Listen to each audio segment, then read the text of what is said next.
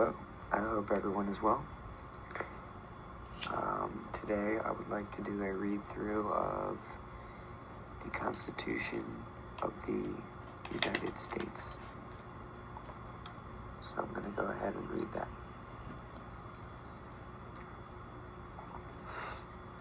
This quotation by George Washington says, "Its only keepers, the people."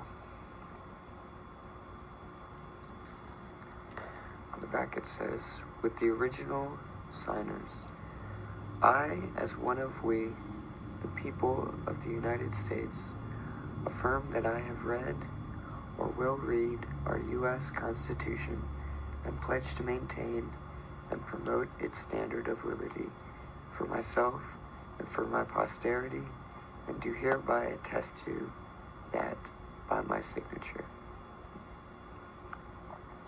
Dotted line, pledger, George Washington, witness.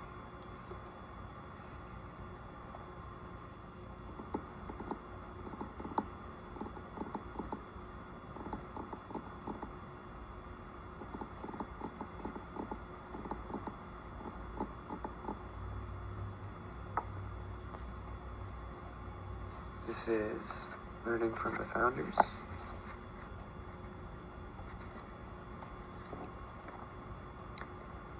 The power under the Constitution will always be in the people. It is entrusted for certain defined purposes and for a certain limited period to representatives of their own choosing, and whenever it is executed contrary to their interest or not agreeable to their wishes, their servants can and undoubtedly will be recalled. George Washington. On every question of construction, let us carry ourselves back to the time when the Constitution was adopted. Recollect the spirit manifested in the debates, and instead of trying what meaning may be squeezed out of the text or invented against it, conform to the probable one in which it was passed. Thomas Jefferson. If angels were to govern men, neither external nor internal controls on government would be necessary. In framing a government which is to be administered by men over men, the great difficulty lies in this. You must first enable the government to control the governed, and in the next place oblige it to control itself. The Federalist, number 51, Essays by Alexander Hamilton, John Jay, and James Madison. Influence is no government. George Washington. The Constitution of the United States with Index and the Declaration of Independence. This Constitution was proofed word for word against the original Constitution housed in the archives in Washington, D.C. It is identical in spelling, capitalization, and punctuation, and is sized in accordance with one produced by President Thomas Jefferson. If to please the people we offer what we ourselves disapprove, how can we afterwards defend our work? Let us raise a standard to which the wise and honest can repair. The event is in the hand of God. George Washington to Constitutional Convention delegates. Copyright 2009-2016 National Center for Constitutional Studies, 208-645-2625. Over 16 million copies distributed. This discount's available at www.nccs.net/bc. ISBN 978-0-88080-144-7. Printed in the United States of America, 2nd edition, 2016-2. Printing, all rights reserved.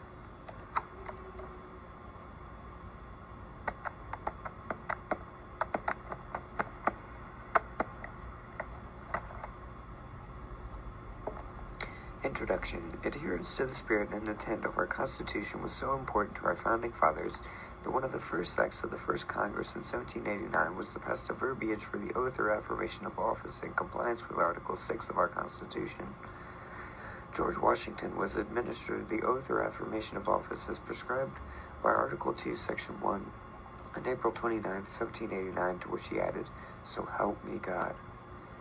He then made a few brief remarks. I shall take my present leave, but not without resorting once more to the benign parent of the human race, in humble supplication that since he has been pleased to favor the American people with opportunities for deliberating in perfect tranquility and dispositions for deciding with unparalleled unanimity on a form of government for the security of their union and the advancement of their happiness, so his divine blessing may be equally conspicuous in the enlarged views, the temperate consultations, and the wise measures on which the success of this government must depend. Sadly, with the passing of time, the oath or affirmation of office has become perfunctory. It has lost its meaning to many of our elected leaders. It is hoped that this publication will awaken a desire within the inhabitants of this nation to restore to the Constitution the eminence given it by our fathers. The way may, as a nation, be blessed with continued freedom, security, and happiness. Ronald M. Mann, Deputy Director, Commission on the Bicentennial of the United States Constitution.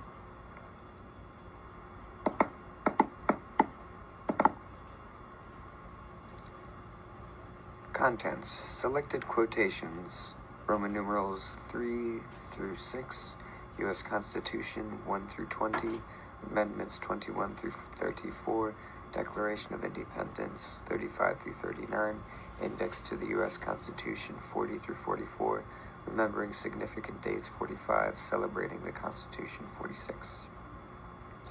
Observing the Hand of Providence.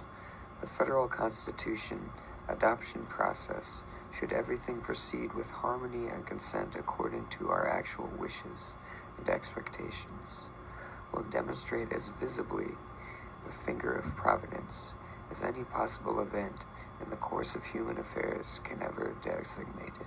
George Washington. Concerning my devotion to the Constitution, I regard it as the work of the purest patriots and wisest statesman that ever existed, aided by the smiles of a benignant Providence.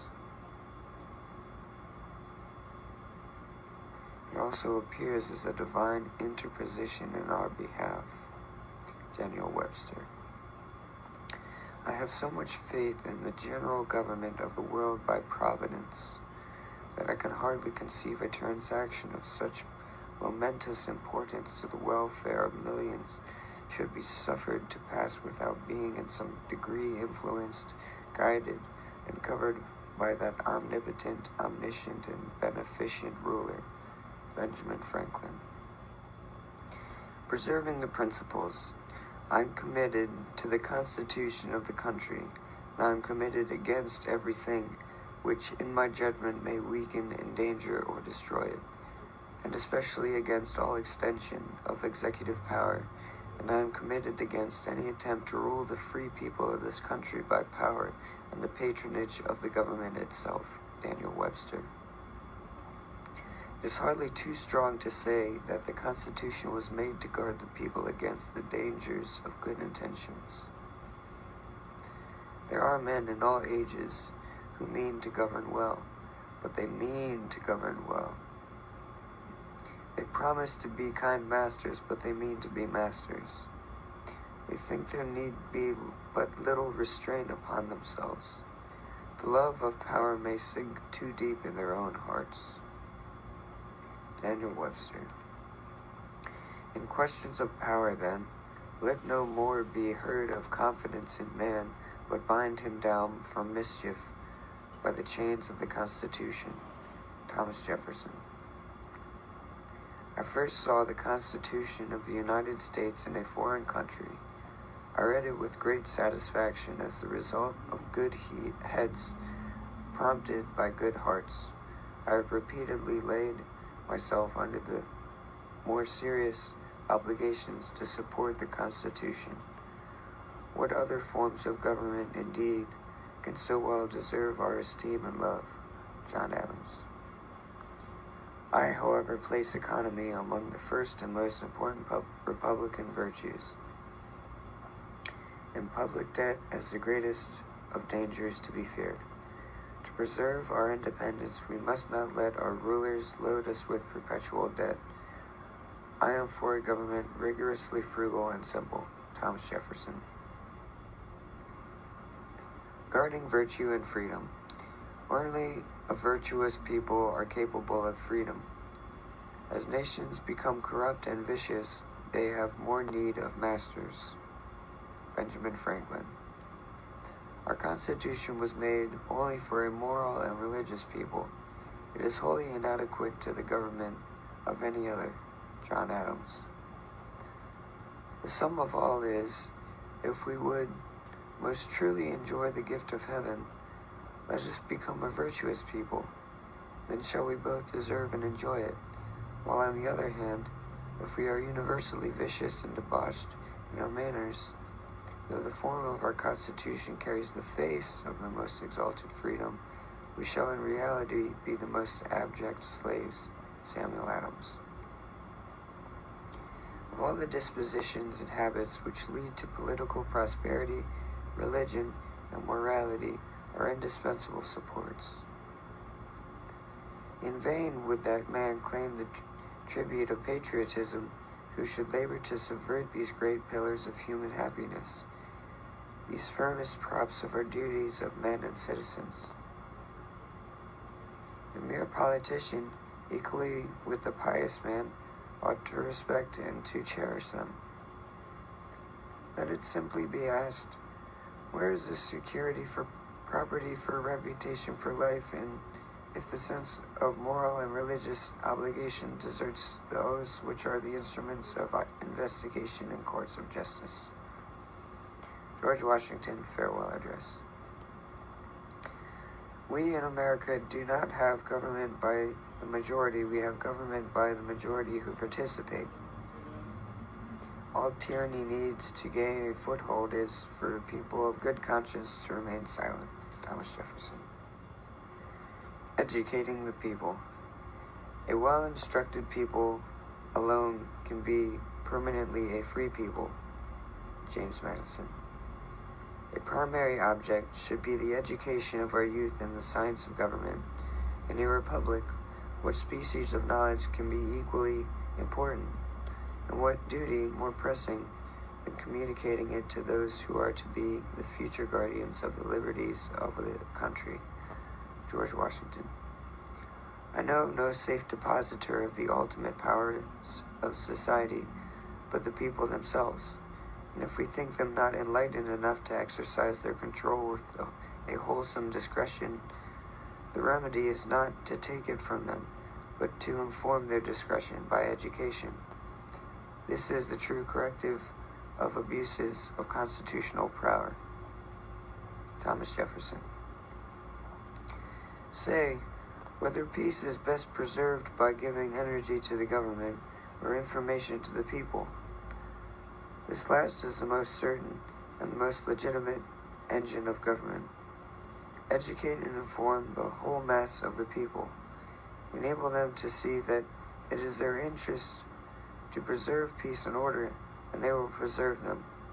And it requires no very high degree of education to convince them of this.